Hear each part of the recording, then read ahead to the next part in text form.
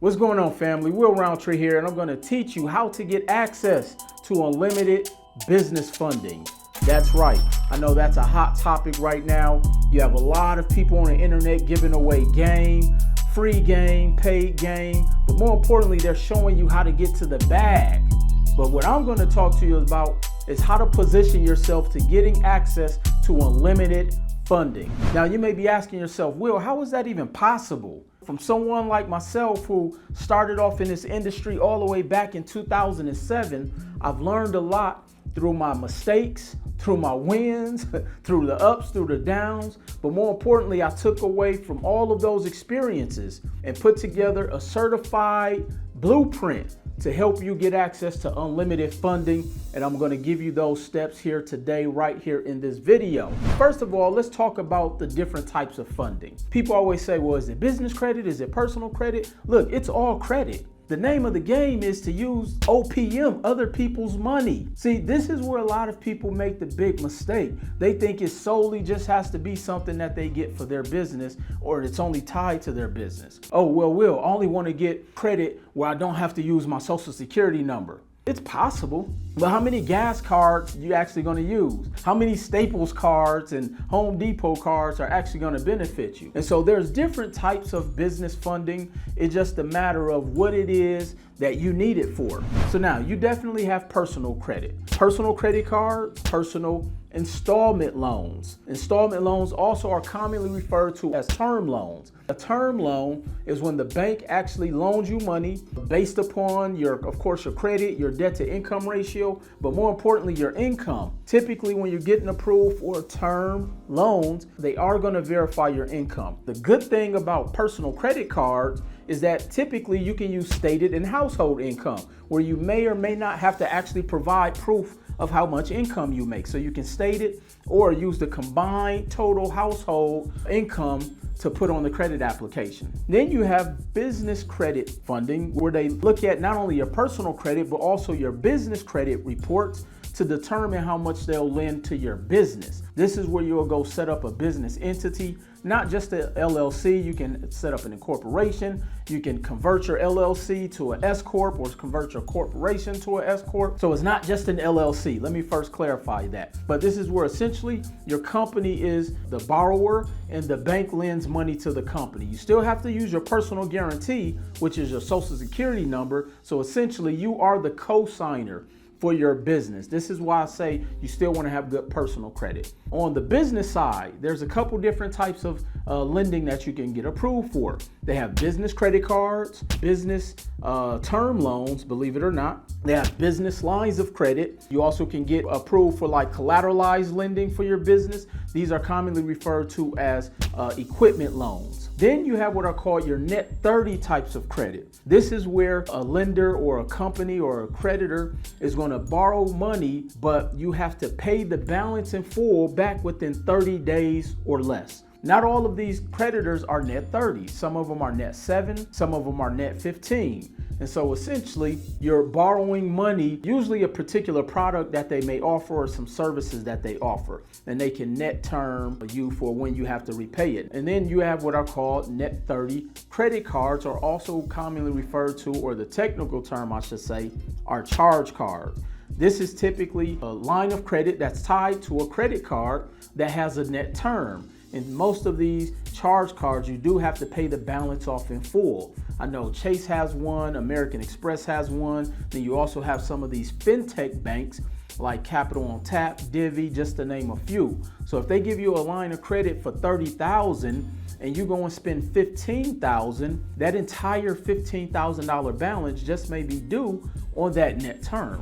So now I've broken down the different types of credit. Now you may be asking yourself, well, Will, how do I get unlimited? A lot of the times the banks can cap you personally on how much credit you can get approved for under your own personal social security number. Typically, banks can start to cap you right around about 100 to maybe 200,000 in personal credit. but you're trying to get to 300,000. What do? Now, this is where you can go out and get a business set up and set up an entity. We've already established it can be an LLC, it can be an S Corp, it can be a corporation, it can be a nonprofit, however you want to set up that entity. I can take this business entity, which it's its own person. I've established my personal credit, and now I can go and apply for more credit under this business. And as this business grows and this business starts to develop its own, personality, as I like to call it, which essentially is the income that you are now generating or that you've projected, now the banks can borrow against the income and the personality of that business. Let's say you go to 4 different banks and you get approved for $20,000 on those 4 banks. Now you just got approved for $80,000 accumulatively. And then let's say you got a term loan for another $20,000 at bank 5. You got $100,000 accumulatively on top of the $200 personally. Now you have the $300,000. But now here's the cool thing about business funding and how to create unlimited funding. With this one entity that you have, you can go to multiple banks. It doesn't just have to stop at 5 banks.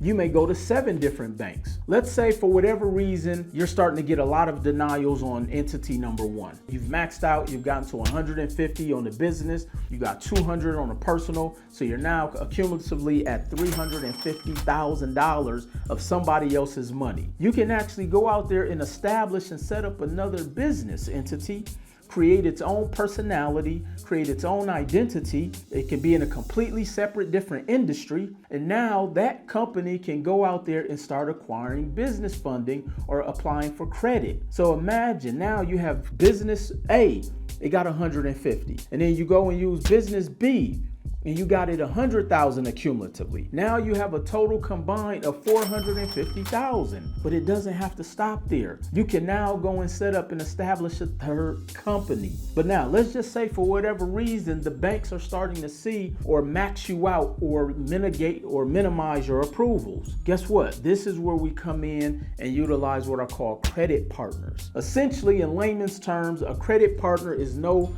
different than a co-signer for your business. I definitely have a rule of thumb where I don't co-sign for anybody. Mom, look, I love you, but you should have took care of your credit when I was a teenager, okay? So I can't co-sign for you, but I will help you fix your credit so you can go out there and set up and start your own business. But if you find someone who you trust, or if you genuinely have a business partner, you guys are in partnership together. So essentially what we're gonna do is we're gonna set up an operating agreement, make that person the primary resource for that business. That operating agreement, it can be as detailed as you want it to be, because we're going to make that person the primary at a 90% ownership on paper. Here's why I say it like that. It's only on paper because if the banks ask who's the primary person that credit is going to be utilized, you're going to use the partner who is the primary on there. That doesn't mean they get 90% of the profits. So when you have an operating agreement, you can detail it out. 90% ownership does not mean 90% profits. It's very important that I stress that. I know people who have as little as 1% ownership, but getting 40% profits. It's all in how you structure it and word it. And this is why it's important to have someone who's good with contracts, preferably an attorney, paralegal, or someone who drafts documents. On this company C, you have your credit partner. They're 90% on the company. They have excellent credit. So now we go and utilize company C and we get another $200,000 in business funding accumulatively, okay? Not just on one line or one card or whatever the case may be. We've stacked a couple banks, we've stacked some credit cards, you got some business lines of credit, whatever the case may be. So between a personal, you got 200. Company A, you got 150. Company B, you got 100. And then company C, with your partner, you got another 200. You're at $650,000 worth of credit. What could you do with $650,000? Especially when you know how to invest it, or you know how to put it out there in the market. You know how to leverage it so it can create cash flow. And all you have to do is complete that process over and over again. And so this is the power of credit.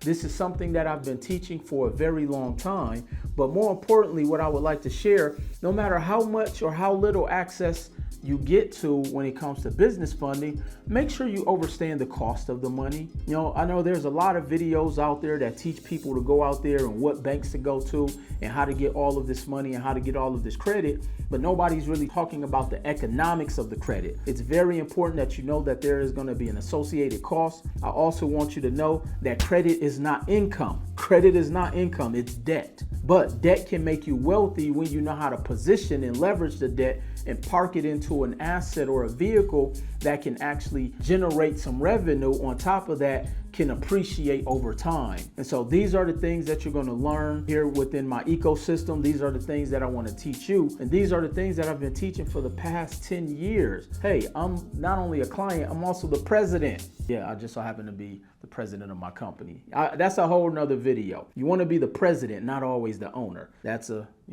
tip when you're filling out those credit applications. How to get access to unlimited business funding. I just went over some of the steps. I know it may have went a little fast, so you may have to rewind this a couple times and get it and draw out the diagrams, but you'll be surprised how simple these concepts are when you understand what you are doing. Yes, it may take some time. It may take you 2 years to get your credit in position, but it can put you in position for a lifetime as long as you're willing to go through the process. And as I often say, you must get addicted to the process. And so for more content, more information on how to build your business, how to get the perfect credit score, how to get access to unlimited funding, make sure you like, comment, and share on this video down below. And more importantly, if you have not done so, please make sure to share this information with your circle. And as always, I'll see you at the top.